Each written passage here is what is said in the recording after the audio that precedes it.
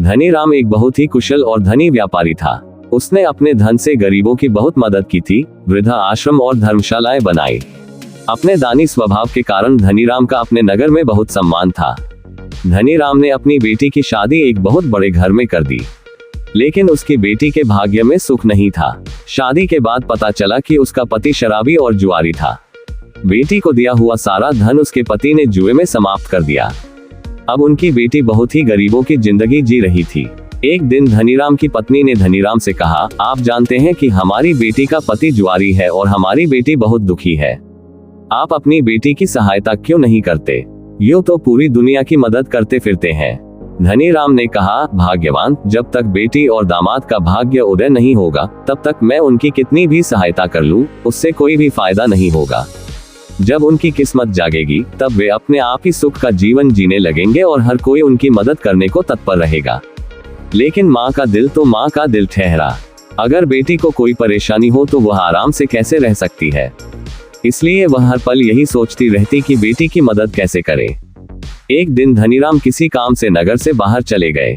इसी का फायदा उठाकर धनीराम की पत्नी ने अपनी बेटी और दामाद को भोजन का न्योता भेज दिया। शाम होते होते बेटी और दामाद धनीराम के घर भोजन के लिए आ गए।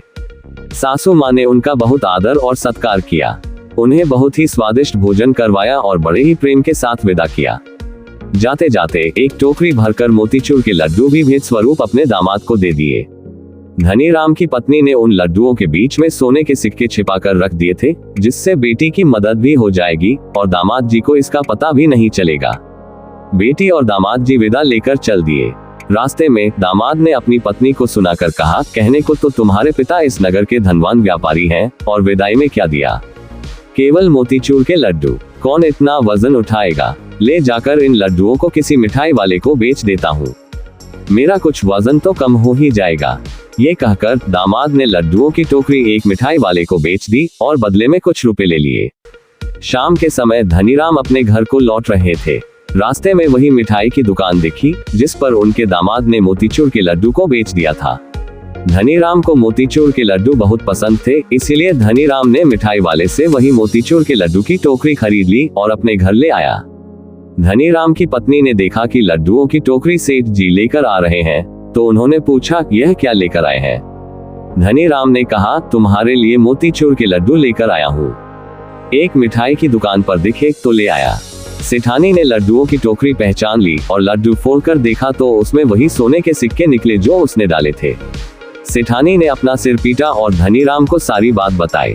धनीराम ने अपनी पत्नी को समझाया, जब तक भगवान किसी के भाग्य को नहीं जगाता तब तक उसका भाग्य नहीं जागता, फिर चाहे कोई भी कितना ही प्रयास क्यों न कर ले। देखो, ये तुम्हारी सोने के सिक्के वापस तुम्हारे पास ही आ गई, क्योंकि ये सिक्के न तो तुम्हारी बेटी दामाद के भाग्य में थे और न ही मिठाई वाले के भाग्य में। दोस्तों, वक्त से पहले और नसीब से ज्यादा किसी को कुछ नहीं मिलता है। ये कहानी हमें जीवन की अस्थिरता और अनिश्चितता की याद दिलाता है। ये हमें सिखाता है कि जीवन में कुछ भी हमारे नियंत्रण में नहीं है और हमें जो मिलता है वह हमारे नसीब में लिखा होता है।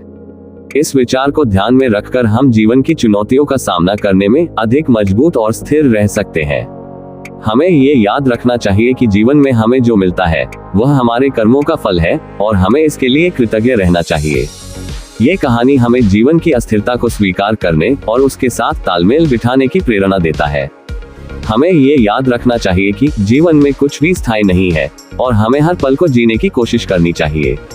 अगर कहानी पसंद आई हो तो वीडियो को लाइक, सब्सक्राइब और शेयर जरूर करें। मिलते हैं अगली वीडियो में, तब तक आप अपना ख्याल रखिए।